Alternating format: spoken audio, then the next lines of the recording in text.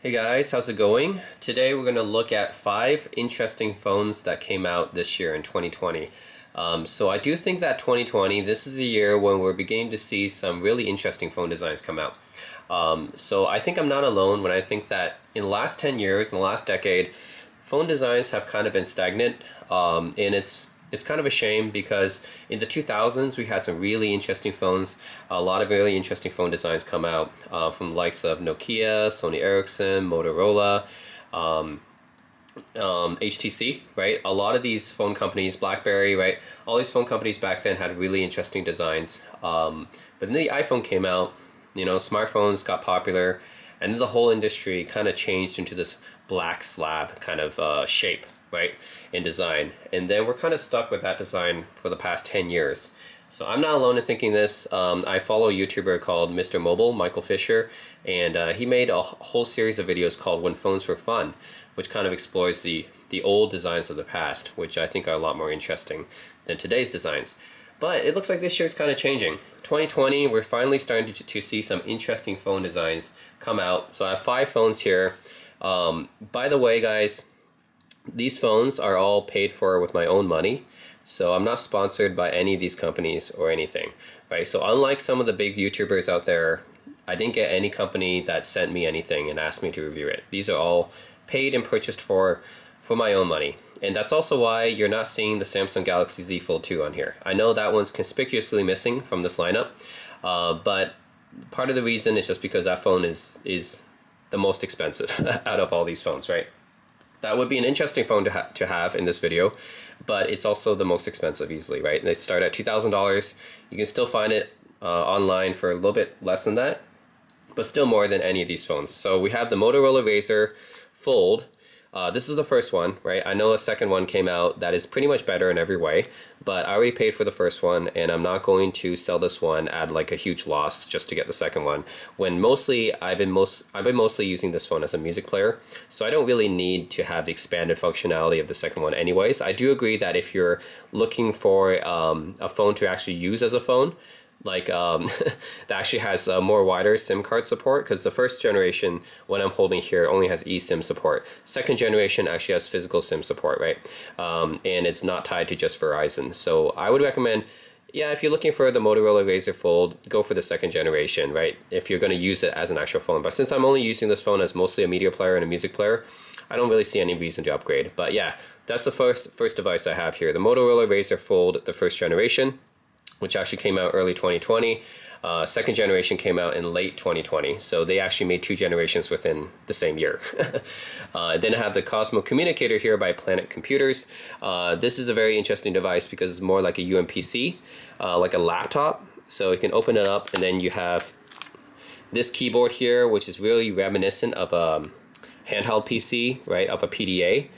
So this is the successor of the Gemini PDA by UK startup, and I really do like this computer for the keyboard, right? You can see the keyboard, the keys are all very tactile, have a lot of travel, and I do think that this is one of the best, probably if not the best keyboard on any smartphone on the market right now. I mean, there's not a whole lot of competitors, right? There's a BlackBerry Key 2, which is getting kind of long in the tooth now. It's getting kind of old because it was released in 2018. There's the Unihertz Titan, and there's also this computer, the Fxtec Pro 1. So this is by another UK startup company, and they made this computer, also has a physical keyboard, which is pretty interesting. This one is a little bit different than the Cosmo Communicator. I did a comparison video between these two, but the long story short, the TLDR is that the Cosmo Communicator is probably better for use as just like a tabletop kind of mini computing device, and this is better for use as a phone, but also has a keyboard when you need it, right? And also several corrections I want to make. I made some errors in the video. A lot of people corrected me. So thank you for the commenters for correcting me on that video, but a few mistakes I want to address with the Fxtec Pro 1. First of all, just want to say that in the video, I kind of, there was a sentiment that I didn't like the Pro 1, but that's not true. I'm not saying that I don't like the Pro 1. I think the Pro 1 is a pretty good smartphone. It's just, for me, for my use cases, like if I were to have a physical keyboard phone, personally, I prefer the Cosmo Communicator because of the bigger keys and the deeper travel, right? But I do agree that there are people out there who like the Fxtec Pro 1 better, and that's totally fair. I mean, it's definitely better for use as a smartphone, right? You can use this as a regular phone, and then if you need the keyboard, it pops out like this, and then you have the keyboard disposable to you. That's a lot more convenient than the Cosmo Communicator. Also want to correct some mistakes I made in the video. I said that this ran the same processor as the Cosmo Communicator. It does not. This runs on the Qualcomm Snapdragon processor, right? Whereas the Cosmo runs on a MediaTek processor, which means that if you're looking for operating system support, the Fxtec Pro actually has better operating system support than the Cosmo, right? Now the Cosmo does have an option to run full-blown Debian Linux, right? That's something that the Fxtec Pro cannot do. But for Sailfish support, I'm not sure about it. It's coming up. This one does have Lineage OS as well, and as Ubuntu Touch, Fxtec, a whole bunch of different Linux builds, should you guys want to try it out. I agree, for wider operating system support, the Fxtec Pro 1 is better. Also, both of these have backlit keyboards, right? I forgot to mention that in the video. And this is the only one with the OLED screen. I said that both of them had OLED screens. This is not true. This is the only one with the OLED screen. The Cosmo looks like it's a standard IPS, but the outside, the secondary screen, forgot to mention there's a secondary screen on this device. That's kind of like a notifications kind of smartwatch kind of thing. This is OLED, but the inside display is not OLED. I think it's just IPS. But the Fxtec Pro 1 is, just has one screen, but it's an OLED one. So just want to make those corrections. But yeah, very, very cool device made by Fxtec. And then I have the LG Wing, which is also released this year, which has this unique swivel hinge, right? So this is getting to the realm of dual display devices, and there have been a few that came out this year, right? LG Velvet. So LG has multiple devices that have dual displays, right? This is their experimental dual display device, and this is a cool device for people who, in my video comparing the Surface Duo with the LG Wing, I said that the LG Wing is for people who mostly use this as a smartphone, right, and want to have a good camera, because this does have a pretty good camera, and sometimes they want to multitask, and they have specific applications they launch at times. So, right, so if you want to chat with a friend, watch a YouTube video, or read web pages, and then you want to do a Zoom call at the same time, something like that, I think this is a very good phone for that. Or if you want to do navigation, right, you can do Google Maps on the side, music player, whatever. If you have a specific app combination in mind, then I think this is a good phone to use, right? Because it doesn't work with every application, but for specific application pairs, then I think that the LG Wing is pretty good. So if you have a good pairing in mind, I think for multitasking. But not to say if you're multitasking all the time. If you're multitasking all the time a lot, then I think the Surface Duo would be better. So this is the Microsoft Surface Duo, right? Also released around the same time as the LG Wing. And this device more for people who do multitasking pretty much all the time, right? More or less, right? So you have the dual displays, and you can do pretty much anything you could do with one of these displays, you can do on two of them, right? Or you can choose to only use one, right? It's really up to you. But the Surface Duo is the device for multitasking, probably the best device, because it was made for two screens, right? It was made for you to use two applications at the same time. So I would say if I had the Galaxy Z Fold 2, which I do not here, I would say that device would be good for media consumption in addition to like light multitasking, because the problem with the Z Fold 2 is that if you multitask, you got to go through these gestures and shortcuts to actually get the screen to kind of pin it in the place that you want it, because it is just one big screen, right?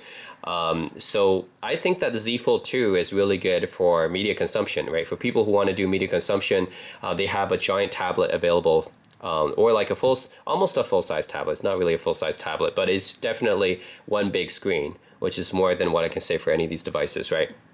That fits in your pocket. And then you can use that as a regular phone, like the LG Wing.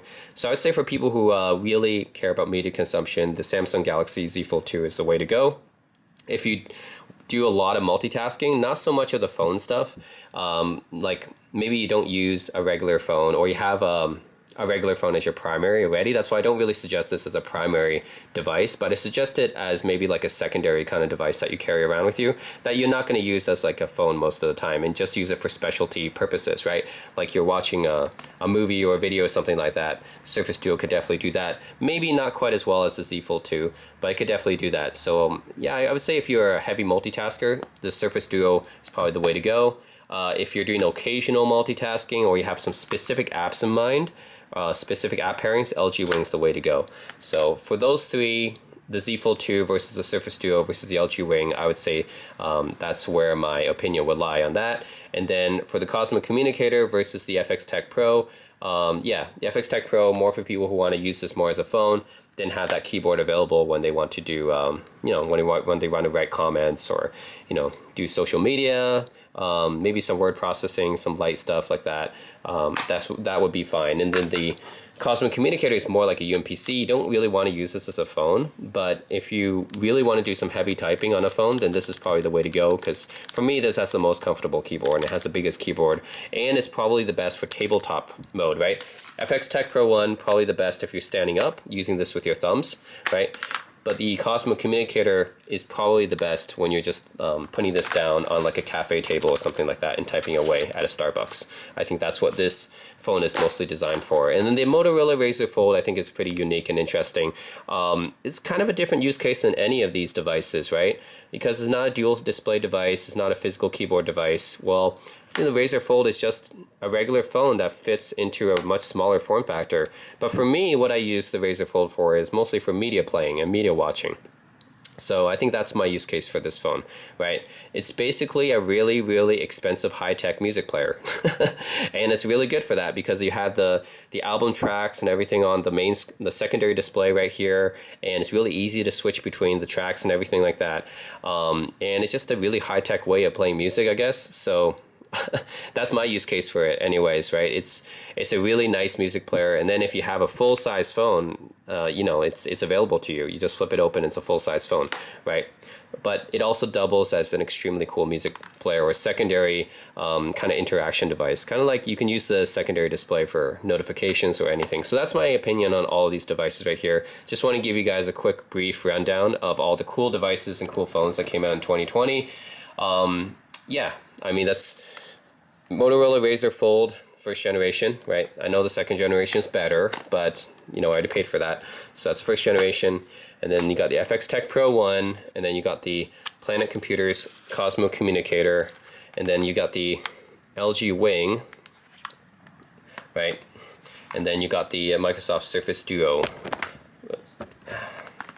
All right, guys, so yeah, that's it. That's the cool devices I have, the cool phones that came out in 2020, and my brief overview of each. I don't have the Galaxy Z Fold again. That would be a nice device to add in here as well. But just like a brief overview of each. Yeah, the Fxtec Pro 1, really cool small device for use as a smartphone, but you also have a nice physical QWERTY keyboard when you need it, right, for thumb typing. Then the Cosmo Communicator, if you want a phone that has a really good physical keyboard that you're going to be using like at a cafe or something like that, or on a table, that one's the way to go. And these both run different operating systems as well, other than Android. And then for the dual display devices, right, the LG Wing for people who multitask occasionally, want to use their phone mostly as a phone, but have some specific app pairings in mind when they want to multitask. Surface Duo for people who want to go all the way and multitask a lot, right? So they use dual screens, or they have a use case for dual screens a lot, and don't mind opening the device to use as a phone. It's more rather cumbersome to use as a phone normally. That's why. The Z Fold 2, right, for people who do a lot of media consumption, right, they open up the full phone and they have like a full, a bigger screen that they can use for watching movies and video and looking at web pages and playing games, right? So that's what the Z Fold 2 is for. And then the Motorola Razr Fold, yeah, so the Motorola Razr Fold for people like me who have a use case for the secondary display, and then if they have, if they want to use a full smartphone display, then they have it at their disposal. So also I should mention which devices are more future-proof or not, like which devices are 5G capable, right? Because if you're going to be using this in the future, then having 5G is a thing. So the LG Wing is 5G capable, the Surface Duo is not. The Fxtec Pro 1 and the Cosmo Communicator are not 5G capable. The Razr Fold 1 that I have here is not 5G capable, but the Razr Fold 2 is. And then the Samsung Galaxy Z Fold 2 is 5G capable. So yeah, if you're looking for a 5G capable device, you're looking at either the LG Wing, the Razr Fold 2, or the Galaxy Fold 2. That's it. That is my brief rundown of all the cool, interesting phones that came out this year, 2020. And I am really excited about the prospect of this for future devices, because a lot of these devices are honestly first generation devices, and they will definitely improve over time. The LG Wing is definitely an experiment. The Motorola Razr Fold, already they improved on it with the second generation. The Surface Duo will definitely be improved on, right, in future generations. The Galaxy Z Fold 2 already improved, right, over the previous generation. Cosmo Communicator, they're coming out with the Astro Slide next year, which is probably going to combine the form factor of the Fxtec Pro 1 with the keyboard of the Cosmo Communicator, which will be really cool, right? And the Fxtec Pro 1, they already have a Kickstarter for the Fxtec Pro X, right? So I'm really excited to see the future of all these devices. So yeah, this is just a sign of what's to come.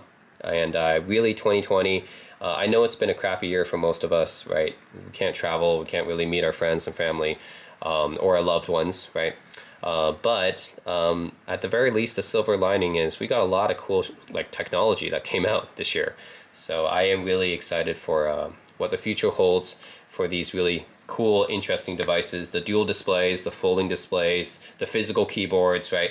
Really interested to see what the future brings in the next decade. So that's it, guys. Let me know any questions and comments in the comment section below. And as always, thanks for watching.